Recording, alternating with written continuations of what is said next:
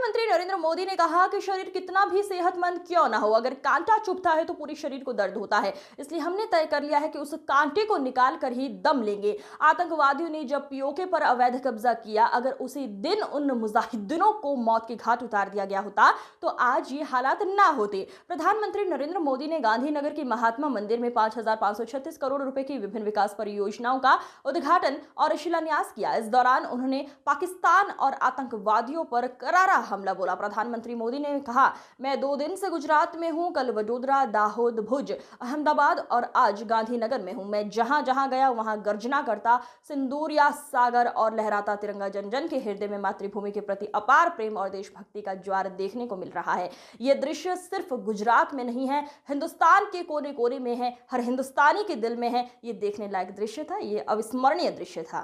इसलिए हम एक निष्ठ भाव से कोटि कोटि भारतीयों के कल्याण के लिए प्रतिबद्धता के साथ काम कर रहे हैं। कल 26 मई था। 2014 में 26 मई मुझे पहली बार देश के प्रधानमंत्री के रूप में शपथ लेने का अवसर मिला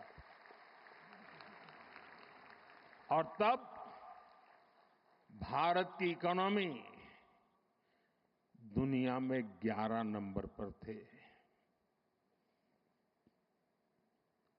हमने कोरोना से लड़ाई लड़ी, हमने पड़ोसियों से भी मुसीबतें झेली, हमने प्राकृतिक आपदा भी झेली। इन सब के बावजूद भी इतने कम समय में हम 11 नंबर की इकोनॉमी से 4 नंबर की इकोनॉमी पहुंच गए।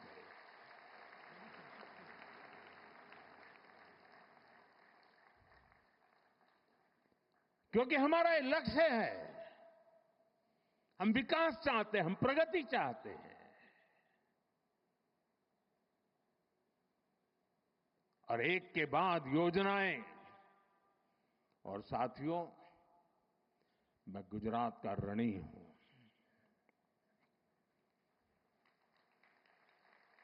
इस मिट्टी ने मुझे बड़ा किया है।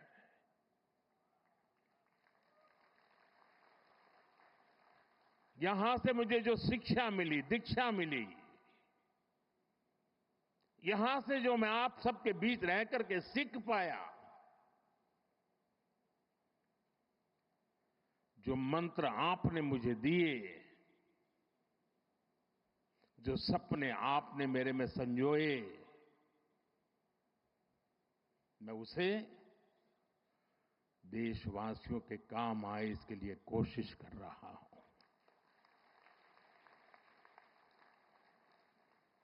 मुझे खुशी है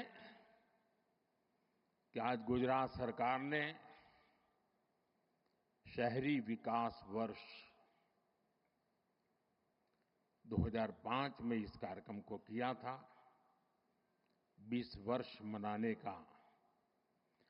और मुझे खुशी इस बात की हुई कि 20 साल के शहरी विकास की यात्रा का जयगान करने का कार्यक्रम नहीं बनाया। गुजरात सरकार ने उन 20 वर्ष में से जो हमने पाया है, जो सीखा है, उसके आधार पर आने वाले शहरी विकास को नेक्स्ट जनरेशन के लिए उन्होंने उसका रोड मैप बनाया और आज वो रोड मैप गुजरात के लोगों के सामने रखा है। मैं इसके लिए गुजरात सरकार को, मुख्यमंत्री जी को, उनकी टीम को हृदय से बहुत बहुत बधाई देता हूं। साथियों, हम आज दुनिया की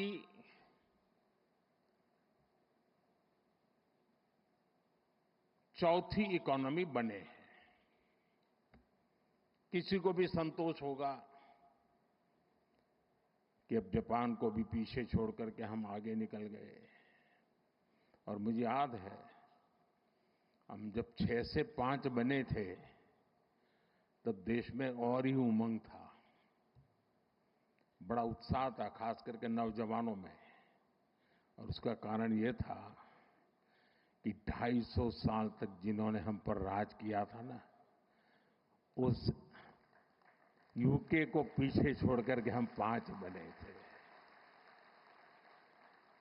लेकिन अब 4 बनने का आनंद जितना होना चाहिए उससे ज्यादा 3 कब बनोगे इसका दबाव बढ़ रहा है।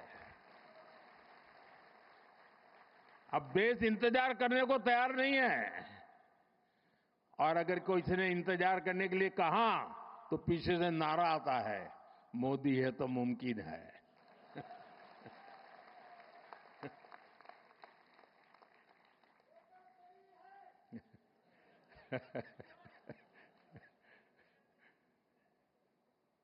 और इसलिए साथियों, एक तो हमारा लक्ष्य है 2047 हिंदुस्तान विकसित होना ही चाहिए, नो कॉम्प्रोमाइज। आजादी के 100 साल हम ऐसे ही नहीं बिताएंगे। आजादी के 100 साल ऐसे मनाएंगे कि दुनिया में विकसित भारत का झंडा फहरता होगा।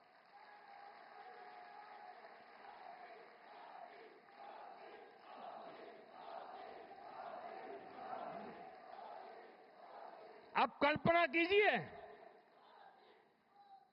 1920, 25, 30, 40, 42 उस कालखंड में चाहे भगत सिंह हो, सुखदेव हो, राजगुरु हो, नेताजी सुभाष बाबू हो, वीर सावरकर हो, श्यामजी कृष्ण वर्मा हो, महात्मा गांधी हो, सरदार पटेल हो,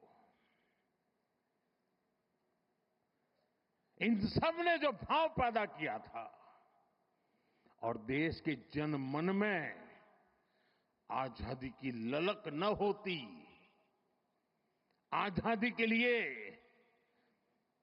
जीने मरने की प्रतिबद्धता न होती, आजादी के लिए सहन करने की इच्छा शक्ति न होती, तो शायद 1947 में आजादी नहीं मिलती। ये इसलिए मिली कि उस समय जो 25-30 करोड़ आबादी थी वे बलिदान के लिए तैयार हो चुकी थी। अगर 25-30 करोड़ लोग संकल्पबद्ध होकर के 20 साल 25 साल के भीतर अंग्रेजों को यहां से निकाल सकते हैं, तो आने वाले 25 साल में 140 करोड़ लोग विकसित भारत बना भी सकते हैं दोस्तों।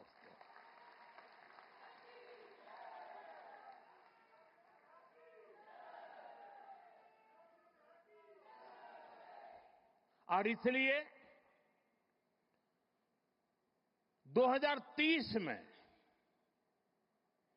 जब गुजरात के 75 वर्ष होंगे, मैं समझता हूं कि हमने अभी से 30 में होंगे ना, 35 में जब गुजरात के 75 वर्ष होंगे, हमने अभी से नेक्स्ट 10 ईयर का पहले एक प्लान बनाना चाहिए कि जब गुजरात के 75 होंगे तब गुजरात यहां पहुंचेगा, उद्योग में यहां होगा, खेती में यहां होगा, शिक्षा में यहां होगा, खेलकूद में यहां होगा। हमें एक संकल्प ले लेना चाहिए। और जब गुजरात 75 का हो, उसके 1 साल के बाद जो ओलंपिक होने वाला है, देश चाहता है कि वो ओलंपिक हिंदुस्तान में हो।